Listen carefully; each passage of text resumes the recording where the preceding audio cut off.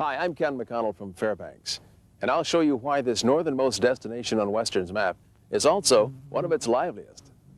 I'm Leslie Kumamoto from Anchorage, where we'll take a look at what increased summer competition means for our station here.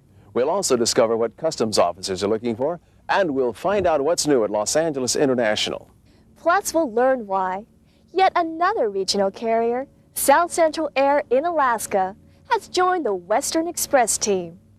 As Ken and I bring you... We're Western.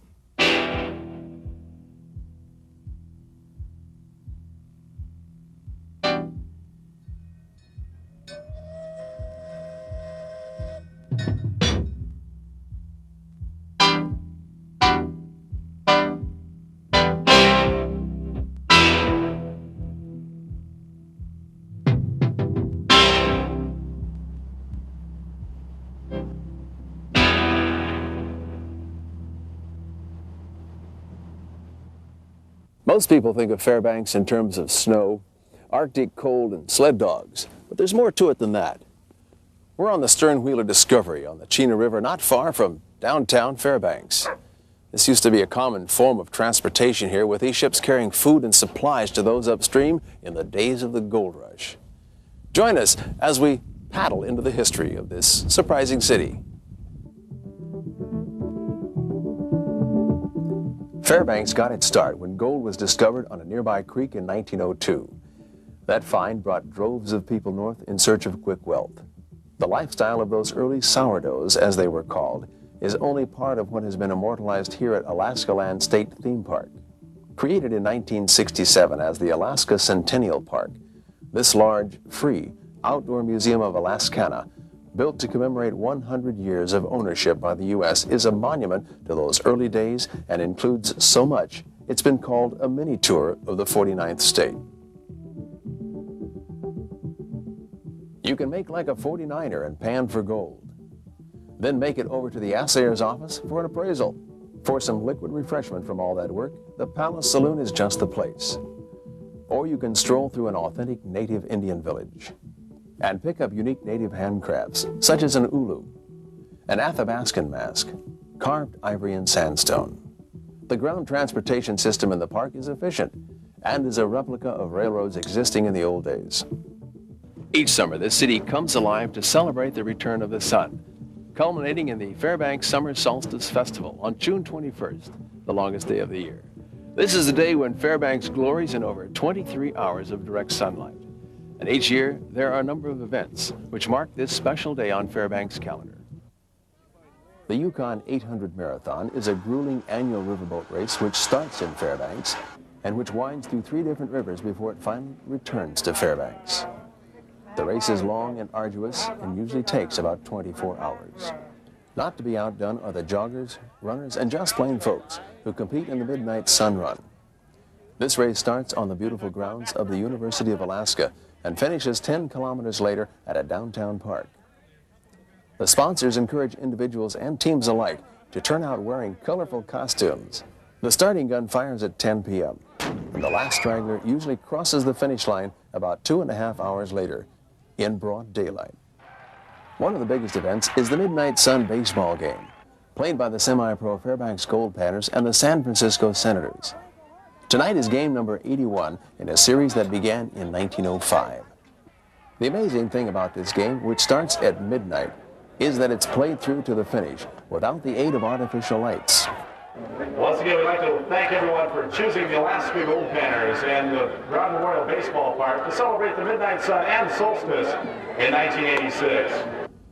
The International Airport here in Fairbanks also comes alive, but in a different sense, as we learned from Lou Butler, Western's customer service manager. I haven't actually seen the moose walk across the runway, but I do know that they have seen moose on the airport property. Several months ago, there was one seen down by the air freight buildings. You have the summertime travel, which is group travel from the lower 48, June, July, and August especially, real heavy loads. And you've got your wintertime travel, which is the local people who want to leave the cold weather and go to Hawaii. We carry extremely heavy loads out of here the days we connect to the Hawaii flights. And then you have the business traveler who comes up from Seattle to conduct business here. Alaska's our biggest competition. They have approximately 8 flights a day to the lower 48. And they're a good, tough competitor, and we have to have a good product to take the business away from them. Although the airport comes alive in the summer, neither the pace of life nor the business of living stops in the winter. As we learn from one of Western's own, Brian Bristow, the business of play continues full throttle into midwinter. It's a place of extremes, Alaska. You like that? I love it. I think most of the people that work up here, live up here, decide to make this their home. They like extremes. They're not the middle-of-the-road type people, as you would say. They're extreme people. If you were to describe Western's presence in Fairbanks, how would you describe that? The people tend to be really receptive of a major carrier coming up here. Like I say, it's a small community type thing, so it's more, the employees are representative of Western just as much as a salesperson or a manager or whatever. We sell Western Airlines ourselves, and I think that's good. There's a community, a sense of community up here. What is the thrill that you get out of racing? The thrill, I think, for me is the competitiveness, the speed, the thrill of putting a competitive, good dog team on the ground and being able to go out and race with the best people, best dog mushers in the world, and doing well. The biggest charge, the initial, when you're at the line and the dogs are going crazy, jumping around, and the people, all the fans are there, and when the timer says 5, 4, 3, 2, 1, go, and when they say go, the fear, the anxiety, it's all over with. Leslie, if Fairbanks is Alaska's gateway to the interior and to the past of this great land, then Anchorage has got to be its Big Apple. That's right, Ken, because Anchorage is the financial, business, and cultural metropolis of the state. More than 3 million people pass through its international airport each year. Anchorage is also the major terminus for flights originating from the lower 48 states. And there are over 5,000 seats heading south each day. Competition for this business has increased dramatically. We asked our staff here what this means for Western Airlines.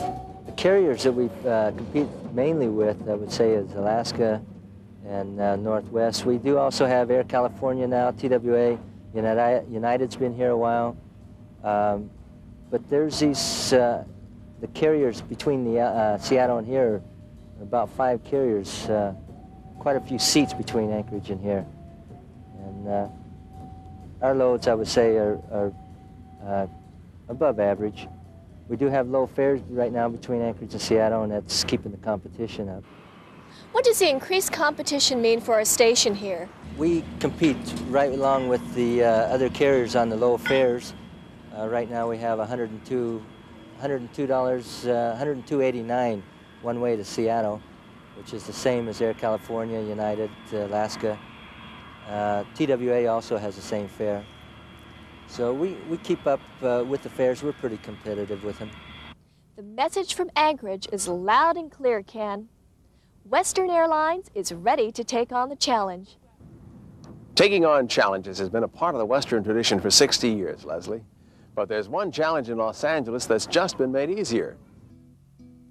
The new customs facility in Western Satellite 5 at LAX was completed just this past May. With 15,000 square feet of space, it's more than twice as big as the old building.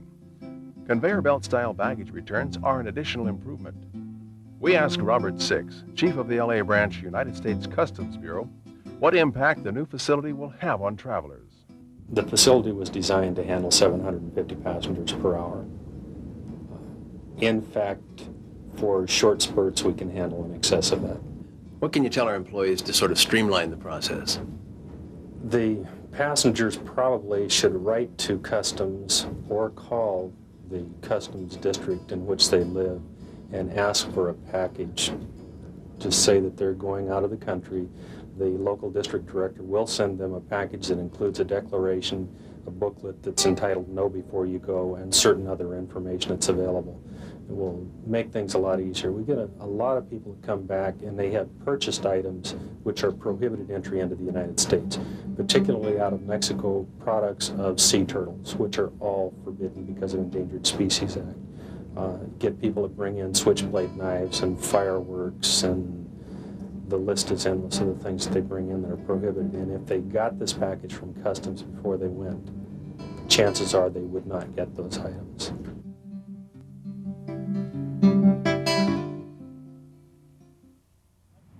Well, Ken, travelers in this part of the world also have something new coming their way. It's the new Western Express marketing agreement between Western Airlines and South Central Air of Alaska.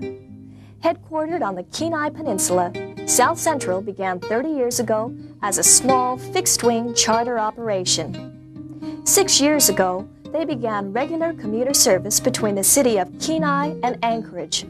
They now serve the Kenai Peninsula communities of Soldotna and Homer as well. With 8 Piper Navajo planes and 125 employees, South Central's watchwords are service, safety, and customer satisfaction. We spoke with Tim Miller, Director of Flight Operations, about what it's like to operate a regional carrier in Alaska. The basic operating philosophy of South Central is to serve the public. We started several years back on a small commuter run, just mainly moving the business people. And since then, we've developed it into a large number of flights, moving not only the business community, but also the traveling public for the fishing. Benita Meyer of CSR spoke with us about what the Western Express agreement means to their business. Oh, it's going to be great. We've enjoyed working with Western all along, and now adding these express flights will be so much better for the passengers because they can just, come right in on Western and go right out on us, not have to worry about their bags or any of the other hassles, of going downstairs, getting them, finding somebody to bring them back up, and then they can come right back through on us and go right back down to the lower 48, no sweat. South Central's planes are a bit different than Western's. Pilot Kirk McFarland tells us what it's like to fly a small prop plane in Alaska. First would probably be a lot of fun. The scenery is fantastic. It gives a pilot a lot to look to.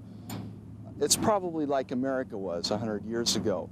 As far as the operational aspects of the job, however, as a pilot, you wouldn't notice any difference as far as flying anywhere else in the world as flying here. The job is the same. We have radar coverage everywhere. The route's the same. It's not like the bush pilot stories you read about at all.